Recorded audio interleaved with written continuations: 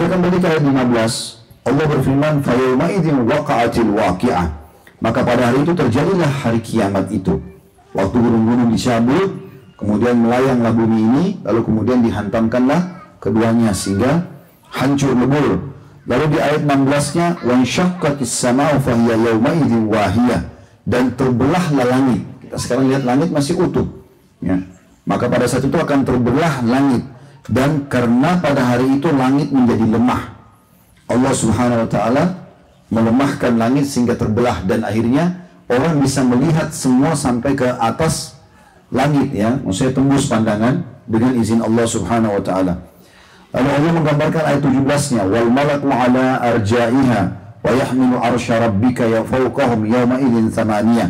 Dan pada saat itu malaikat-malaikat berada di penjuru-penjuru langit. Ya, bisa disaksikan malaikat nanti akan datang semua pada hari kiamat, terlihat di langit-langit itu. Dan pada hari itu 8 orang malaikat menjunjung arsy Tuhanmu di atas kepala mereka. Allah Subhanahu wa ta'ala punya singgasana. Ya, Bapak Ibu sering baca ayat kursi yang biasa kita pakai untuk mengusir syaitan, zikir pagi petang kalau mau tidur. Ayat artinya tanda-tanda. Kursi artinya pijakan kaki raja di singgasana. Allah menggambarkan tentang kursinya di singgasananya. Kita sering baca wasi'ah kursiyuhu as-samawati wal ard. Jadi pijakan kaki di singgasana itu atau kursi itu meluasi, menutupi seluruh langit dan bumi. Bagaimana dengan arsy-nya? Arsy itu sangat besar. Makanya selalu dibahasakan arsy azim atau singgasana yang agung, dan itu makhluk Allah yang paling besar. Ya, adalah arsy-nya Allah itu sendiri. Dan itu akan dipikul oleh 8 malaikat pada hari itu. Dan semua kita akan menyaksikan informasi ini pada hari kiamat nanti. Semua orang akan menyaksikan arsy-nya Allah, malaikat yang memikul di atas kepalanya arsy tersebut, dan semua malaikat di langit, penjuru langit ini akan kelihatan. Kemudian ayat 18-nya, "Fa yauma idzin tu'raduna la takhfa minkum khafiyah." Pada hari itu kamu dihadapkan kepada Tuhanmu, tidak ada sesuatu pun dari keadaanmu yang tersembunyi bagi Allah. Manusia bisa dusta, bisa bohong, bisa manipulasi data, bisa menyembunyikan dalam hatinya, tapi Allah mengetahui. Bahkan Allah mengatakan dalam ayat, sebuah ayat, "A'udzubillahi minasyaitonirrajim, ya'lamu kha'inatal a'yun wa ma tukhfis sudur." Allah mengetahui pengkhianatannya mata. Mungkin orang lihat ke depan, tapi ternyata pandangnya ke kanan atau ke kiri. Dan juga apa yang dirahasiakan di lubuk hati, Allah tahu. Jadi tidak ada sesuatu yang tersembunyi, teman-teman sekalian. Jangan pernah berpikir kita bisa menyembunyikan di sisi Allah SWT. Allah tahu. Bahkan tubuh kita sendiri semua ini adalah ciptaan Allah Subhanahu wa ta'ala. Dalam sebuah riwayat sahih dijelaskan, nanti akan datang pada hari kiamat. Nah, Bapak teman-teman ambil pesan ini ya. Kalau kita dibangkitkan pada hari kiamat nanti insya Allah dan dihisab oleh Allah Subhanahu wa ta'ala, dalam arti kata Allah menanyakan, maka jangan membangkang. Allah bilang, kau sudah lakukan? Ya, aku itu. Karena Nabi SAW menjelaskan tidak akan berat hisab kecuali orang yang membangkang. Seakan-akan Allah tidak tahu. Akan didatangkan pada hari kiamat nanti seseorang yang suka membangkang. Begitu Allah SWT mengatakan, kau telah melakukan ini, tidak ya Allah. Kau melakukan ini, tidak ya Allah. Semua dipungkiri sama dia. Lalu Allah datangkan saksi dari malaikat, dari batu-batu, dari oksigen yang dia hirup, dari air yang dia minum. Semua tidak dipercaya. Lalu terakhir Allah menanyakan kepada dia, siapa yang kau percaya? Dia bilang, saya percaya diri saya sendiri ya Allah. Lalu Allah kunci mulutnya dan Allah buat seluruh anggota tubuhnya bicara. Matanya berikan kesaksian. Semua sejarah mata ini cerita matanya. Detik ini lihat ini, detik ini lihat ini. Semua telinganya, tangannya, kemaluannya, kakinya semua berbicara. Lalu Allah berkata dalam Al-Quran. Setelah itu Allah buat mulut yang bisa bicara. Lalu dia mengatakan, lima syahidtum alaina. Kenapa kalian menjadi saksi buat diri sendiri? Lalu tubuhnya bicara, antakanallahu alladhi antaka kulla syai'. Allah yang telah membuat kami bicara, yang telah membuat segala hal bisa berbicara. Ya, jadi kita harus memahami poin ini sebagai orang beriman. Karena ada hari kiamat dan tidak ada gunanya sembunyi, karena Allah Subhanahu wa ta'ala mengetahui masalah itu. Kemudian dikatakan, kalau mau selamat pada hari kiamat, ayat 19-nya, fa amma man utiya kitabahu biyamini fayaqulu ha umqra'u kitabiyah. Adapun orang-orang yang diberi kepadanya kitab dari sebelah kanannya, ini bukan pilihan kita. Kitab itu akan datang buku amal, kata Nabi SAW, buku amal kalian seluas pandangan mata. Ya, sebagian ulama di zaman kita sekarang hidup di zaman ini dengan teknologi yang ada sekarang tentunya, Allahu alam kedepannya seperti apa canggihnya teknologi. Yang hidup 23 tahun, 30 tahun yang lalu tahu belum ada handphone dan segala macam, gitu kan? Itu yang kita tahu sekarang bagaimana canggihnya, kedepannya Allahu alam. Dan kata sebagian ulama di zaman kita sekarang, bukan mustahil buku amal lebih canggih daripada teknologi kita. Bisa kita disaksikan semuanya dengan gerakan, dengan ya kita visual, kita bisa melihat apa yang kita lakukan dari pertama jatuh dari rahim ibu kita, tangisan pertama, birikan mata pertama, sampai terakhir kita pada saat meninggal. Dan setelah itu buku amal itu akan diberikan. Kalau dia memang ahli surga, akan terbang ke tangan kanannya sendiri. Bukan pilihan kita, dan semoga kita termasuk ini insya Allah. Dikatakan, adapun orang yang diberikan kepadanya kitabnya dari sebelah kanannya, maka dia berkata, ambillah, bacalah kitabku ini, karena dia sangat gembira. Ayat 20-nya, inni dhanantu anni mulakin hisabiyah. Sungguhnya aku sangat yakin bahwa sungguhnya aku akan menemui hisab terhadap diriku. Maksudnya, aku akan aman sekarang. Dan betul Allah mengatakan, ayat 21-nya, fahuwa fi 'ishatir radiyah. Maka orang itu berada dalam kehidupan yang diridhoi. Ayat 22-nya, fi jannatin 'aliyah. Dalam surga yang tinggi. Ayat 23-nya, qutufuha daniyah. Buah-buahannya sangat dekat. Ini saran saya saja, kalau Bapak Ibu ingin lebih jauh mempelajari tentang surga, ada beda buku saya di YouTube, judulnya Rasulullah SAW cerita tentang surga dan neraka. Buku ini nggak sampai 40.000 harganya kalau nggak salah, di Indonesia itu, terjemahan. Ada 30 sekian pasal tentang surga, 30 sekian pasal tentang neraka. Panjang lebar kita jelaskan, diantaranya tentang masalah buah-buahannya ini. Ya, karena banyak ayat Al-Quran, diantaranya ayat ini menjelaskan buah-buahnya sangat dekat. Ada hadis yang menjelaskan, kalau buahannya itu, setiap ahli surga lewat di sebuah tempat kayak perkebunan misalnya, milik dia, begitu dia lihat buahnya, maka buahnya menunduk mendekati dia. Kalau dia berdiri, sampai ke dekat tangannya, sehingga dia mudah sekali memetiknya. Kalau dia duduk, maka buah itu akan turun. Kalau dia berbaring, akan turun terus. Jadi dia tidak perlu capek-capek lagi. Di dunia ini saja yang kita harus melalui proses. Tanam dulu, sampai pohon besar seperti ini, sampai panen buahnya, baru kemudian kita tunggu matang, baru kita makan. Tapi di surga tidak ada seperti itu. Semuanya langsung. Bidadari, bidadara, para pelayan di surga, semua fasilitasnya itu Allah Subhanahu wa Ta'ala ciptakan langsung. Bahkan bidadari-bidadara tidak melalui proses biologis kayak kita, tidak melalui anak bayi, anak-anak, remaja, kemudian jadi tua dan seterusnya, tidak. Tapi semuanya langsung Allah ciptakan. Allah katakan dalam surah Al-Waqi, inna ansha'nahunna insya'a, ya. Tentunya kami bangkitkan atau kami ciptakan mereka dengan langsung, ya, tanpa melalui proses biologisnya. Lalu dikatakan surga-surga itu buah-buahnya dekat. Lalu ayat 24-nya, kulu washrabu hani'an bima aslaftum fil ayyamil khaliyah. Maka dikatakan kepada ahli surga itu pada saat mereka masuk, insyaallah mudah-mudahan kita termasuk ini, makan dan minumlah dengan sedap disebabkan amal yang telah kamu kerjakan pada hari-hari yang telah lalu. Dalam sebuah hadis yang sahih, kata Nabi SAW, siapa yang masuk surga maka tidak akan pernah rusak bajunya, tidak akan habis masa mudanya, gitu kan? Karena dalam sebuah hadis yang lain juga dijelaskan, tidak ada seseorang yang mati dalam kondisi tua, pikun, dan lahir dan meninggal dalam kondisi baik kecuali dibangkitkan oleh Allah umur 33 tahun. Jadi kalau Bapak Ibu punya nenek atau kakek yang meninggal 100 tahun misalnya, atau punya anak kecil meninggal 1 tahun atau 2 tahun, nanti kita ketemu di surga, itu 33 tahun umurnya. Jadi tidak ada lagi yang tua dan tidak ada yang muda. Lalu kata Nabi SAW, sesungguhnya di surga itu semuanya apa yang diinginkan oleh jiwa akan didapatkan. Fiha ma tasyri'il anfus. Sampai kata Nabi SAW akan ada burung berterbangan di surga. Kemudian ahli surga itu akan dia burung itu dia ingin merasakan dagingnya. Apa yang terlintas di benaknya belum dia bahasakan, sudah Allah hidangkan di depannya. Tanpa melalui proses disembelih dulu, dimasak dulu dan seterusnya. Tiba-tiba saja. Ibnu Qayyim rahimahullah menyebutkan dalam buku beliau Hadil Arwah, lebih jauh daripada itu riwayat, tentang akan ada ahli surga yang ingin bercocok tanam. Dia minta, ya Allah saya ingin bercocok tanam. Kata Allah SWT, kata Nabi SAW, Allah berfirman, bukankah semua sudah ada di surga ini? Dia bilang, saya ingin ya Allah. Lalu Allah berikan kepada dia bibit, kemudian dia tanamkan di tanah surga, kemudian tumbuh tiba-tiba menjadi pohon yang besar dan buahnya seketika langsung lebat dan tidak pernah habis buah itu selamanya. Kekal selamanya. Jadi sebuah kenikmatan yang tidak bisa digambarkan lagi. Semua itu hanya sekedar karena patuh selama di dunia. Dan saking nikmatnya surga ini, kata Nabi SAW akan didatangkan hari kiamat orang yang paling susah di dunia. Artinya hidupnya mungkin susah sekali, tidak pakai sendal, hidupnya susah sampai tua, ya, meninggal dalam kondisi miskin, susah hidupnya. Tapi ahli surga, suka sholat, ibadah pada Allah SWT gitu kan.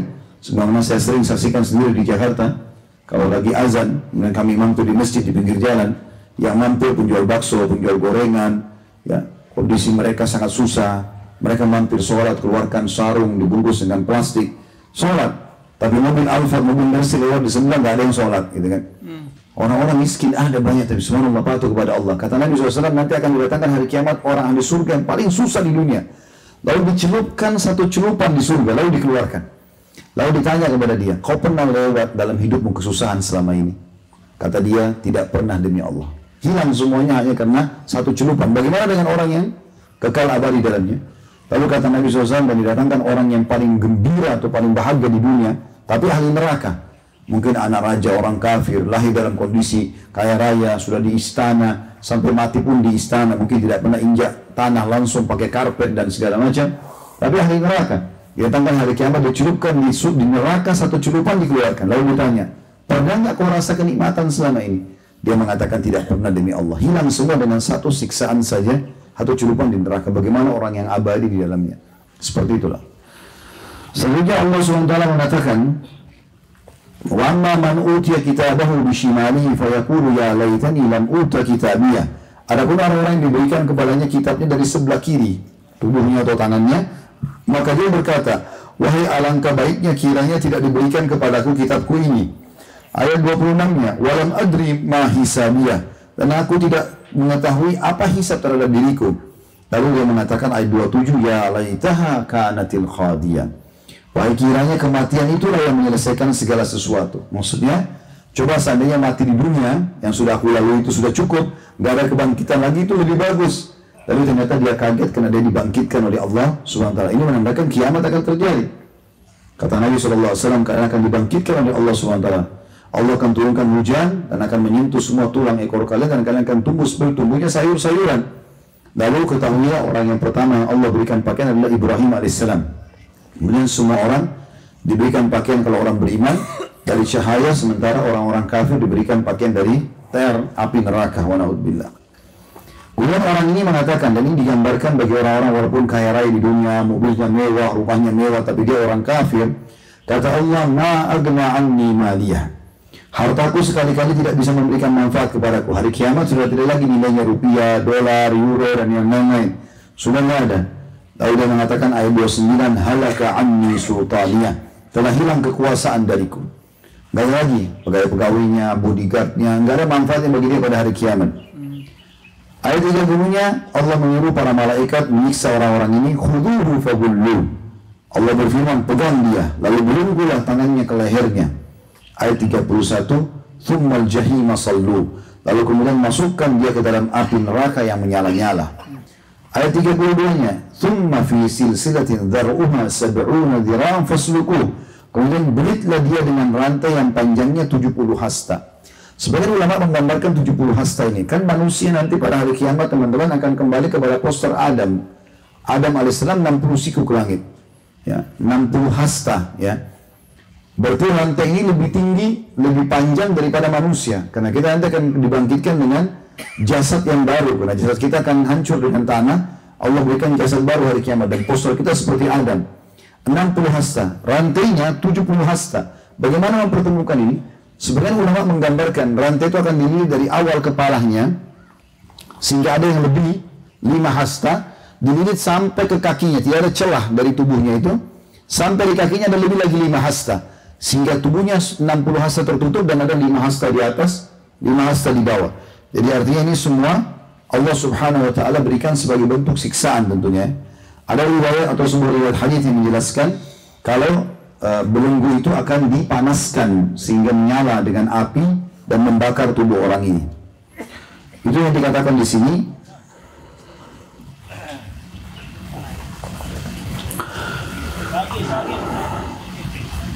Innahu kana la yu'minu billahil azim, ayat 33-nya. Sesungguhnya dia dahulu tidak beriman kepada Allah yang maha besar. Ayat 34-nya, wala yahuddu ala ta'amil miskin, dan juga tidak pernah mendorong orang lain untuk memberi makan orang miskin. Kata sebagian ulama, dia tidak mau memberi makan orang, dia pun melarang orang untuk memberi makan. Ada orang seperti ini ya. Ada orang seperti ini, hati-hati teman-teman sekalian. Dia sudah tidak buat kebaikan, malah dia melarang orang lain. Ini mirip dengan ciri orang munafik. Di zaman Nabi SAW waktu mau perang Tabuk, Nabi SAW sempat bilang, ayo kumpulin harta, jihad. Disuruh kumpulin harta semuanya. Pada saat mereka mau kumpulin harta semuanya, maka ada satu sahabat datang, orang-orang munafik dulu di situ. Ada sahabat yang datang pada saat itu. Sahabat ini membawa harta sangat banyak. Saking beratnya, itu jatuh diangkat lagi, sampai di hadapan Nabi SAW. Lalu dia mengatakan, ya Rasulullah, ini untuk Allah dan Rasulnya. Karena Nabi SAW suruh berinfak di depan orang-orang, maka dibawalah. Lalu Nabi SAW menerimanya. Orang-orang munafik yang di situ mengatakan apa? Orang ini riya. Padahal sebenarnya orang ini tidak riya. Cuma mereka tidak mau beramal. Dia cuma cari kesalahan orang. Ya, misalnya orang bangun masjid misalnya, dia cuma ngomong, itu riya tuh. Padahal dia sendiri 1.000 rupiah pun nggak nyumbang gitu. Itu ciri orang munafik. Setelah itu ada sahabat datang membawa cuma satu kotak kecil, isinya cuma beberapa butir kurma. Orangnya miskin sekali. Lalu dia bawa dan mengatakan, ya Rasulullah, ini untuk Allah dan Rasulnya. Maka orang-orang munafik juga satu butir kurma pun mereka tidak nyumbang, tapi mereka menghina lagi orang ini sambil mengatakan mau diapakan 3-4 butir kurma untuk jihad. Padahal mereka sendiri tidak melakukan itu. Maka Bapak Ibu jangan masuk ke golongan seperti ini, gitu ya. Mereka hanya tahu menyalah-nyalahkan orang atau melarang orang.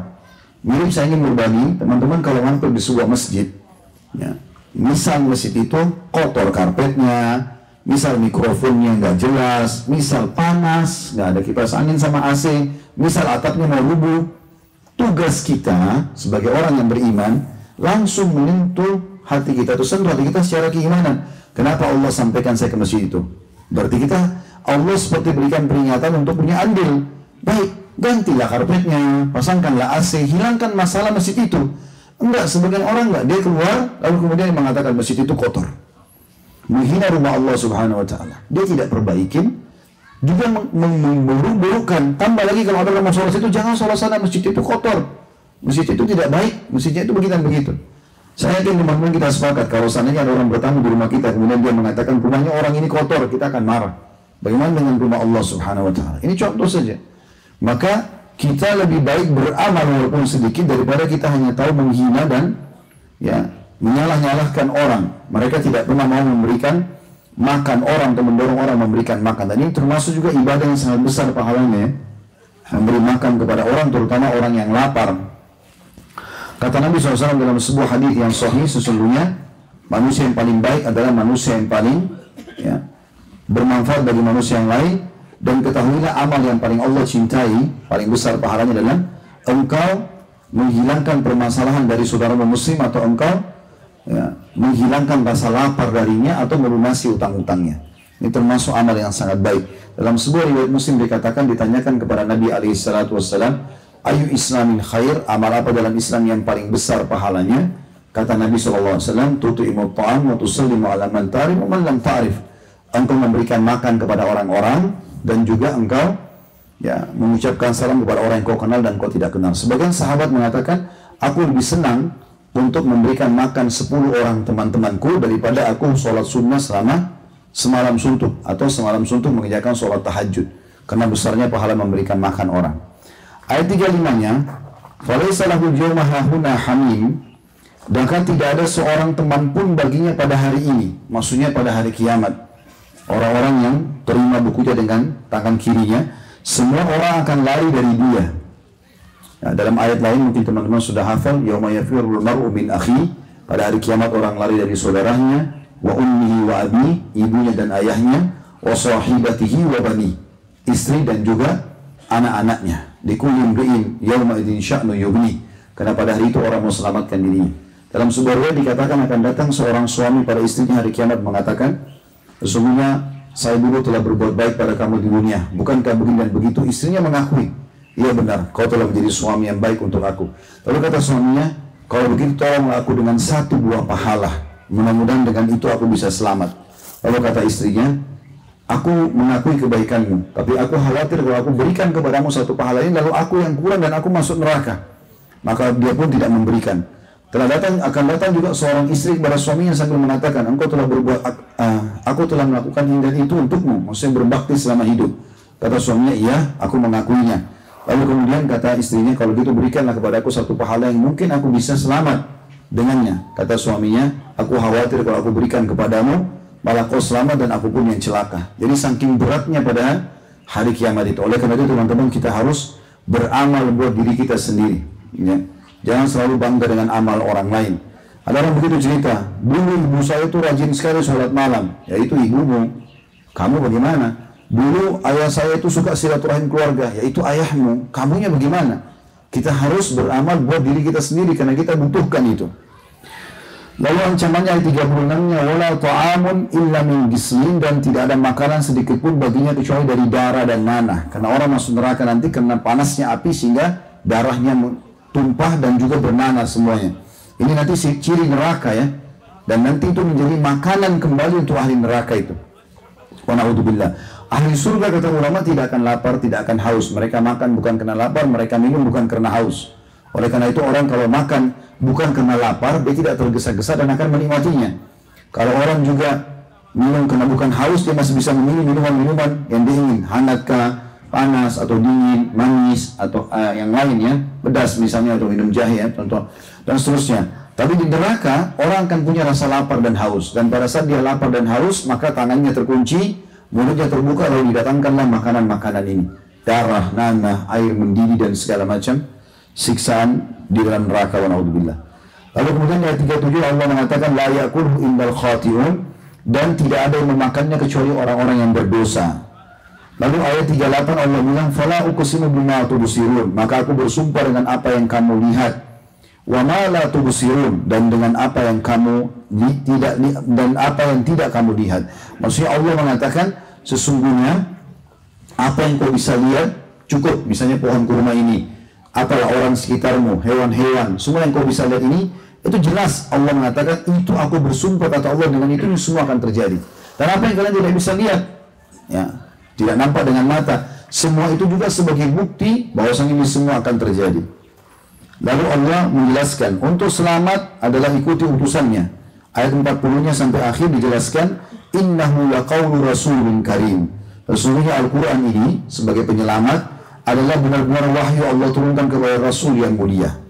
Wa ma huwa biqauli syair qalilan ma tu'minun. Dan Al-Quran bukanlah perkataan seorang penyair, sedikit sekali kamu beriman kepadanya.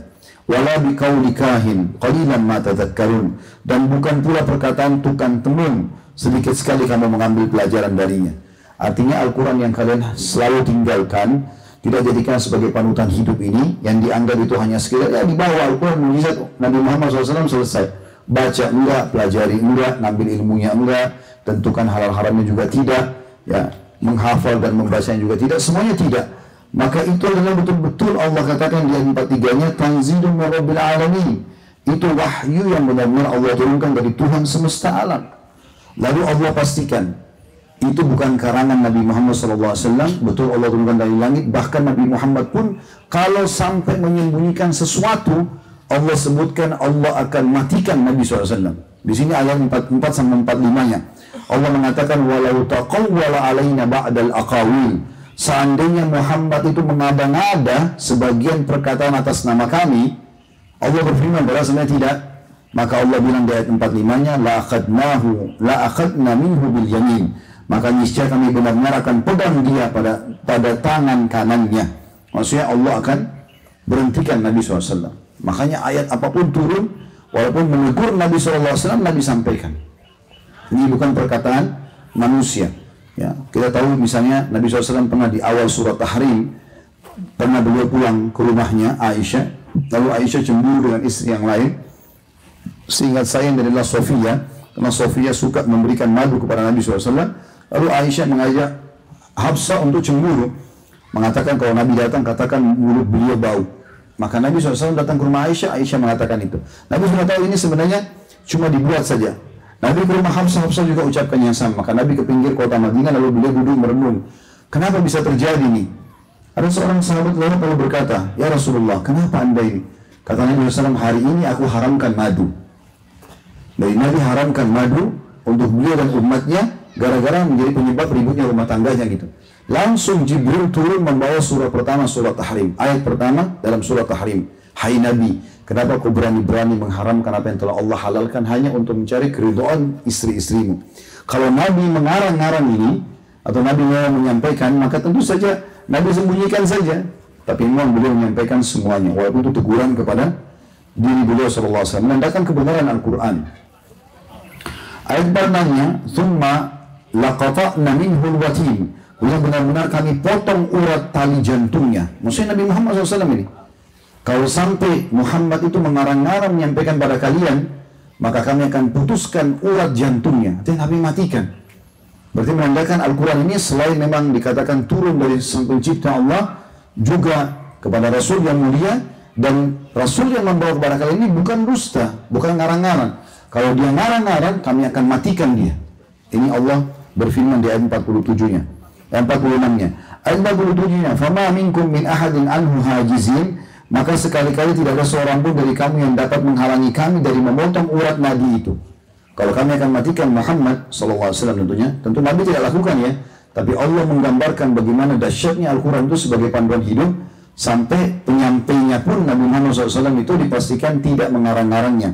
Dan kalau kami hukum Muhammad, kami putuskan urat nadi, urat jantungnya, ya karena dia mengarang misalnya, maka tidak ada yang bisa menolongnya dari hukuman itu. Ayat 48-nya, "Wa innahu latadhkiratun lil muttaqin." Maka sesungguhnya Al-Quran yang sedang kalian baca ini benar-benar suatu pelajaran bagi orang-orang yang bertakwa. Ambil ilmunya, terapkan halal haramnya, pelajari bacaannya, hafal ayat-ayatnya. Ayat 49-nya, "Wa inna lana'lamu anna minkum mukadzibin."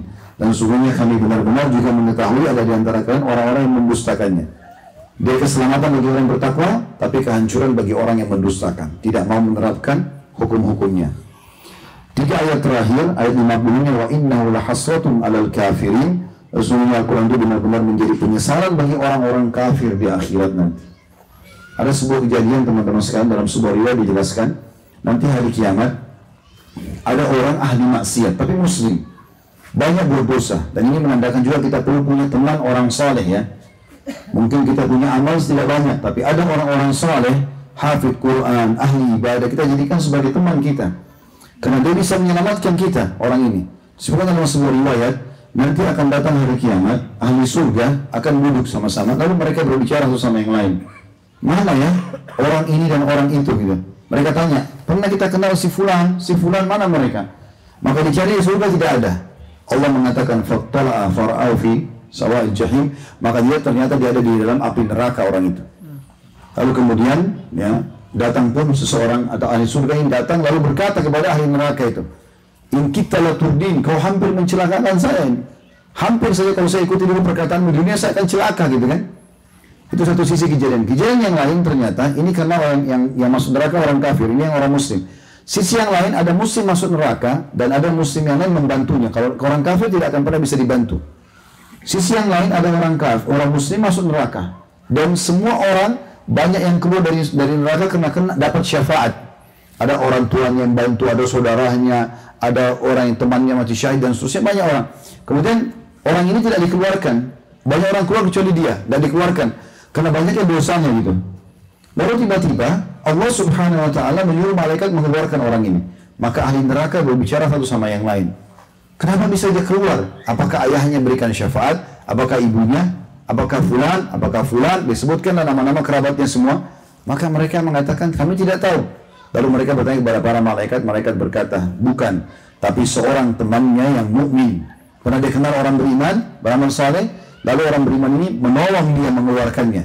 Maka pada saat itu Allah mengatakan, orang-orang kafir mengatakan, coba seandainya kami punya, atau orang-orang yang banyak melakukan dosa mengatakan, sesungguhnya coba kami memiliki orang-orang beriman yang bisa menjadi teman kami. 2 ayat yang terakhir, Bapak Ibu sekalian, ayat 51-nya, wa innahu lahaqqul yakin, sesungguhnya Al-Quran ini benar-benar kebenaran yang perlu diyakini. Fasabbih bismi rabbikal azim. Oleh karena itu bertasbihlah kalau kau sudah mengikuti Al-Quran dan dengan menyebut nama Tuhanmu yang maha besar. Artinya supaya kamu bisa mendapatkan panduan hidup ya. Allahu a'lam. Ini insya Allah bahasan kita teman-teman sekalian.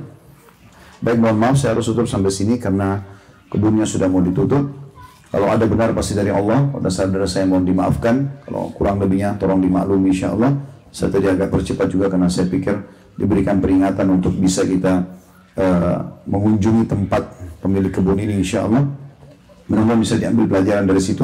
Kembali saya ingatkan teman-teman, silakan ikuti ceramah-ceramah lebih banyak di YouTube insyaAllah dan dikurikulumkan sebagaimana saya sampaikan di Mekah nanti, atau yang saya sampaikan di Mekah tempoh hari. Mudah-mudahan bisa diambil pelajaran insyaAllah. Subhanakallahumma bihamdika, asyhadu an la ilaha illa anta astaghfiruka wa atubu ilaik. Wassalamualaikum warahmatullahi wabarakatuh.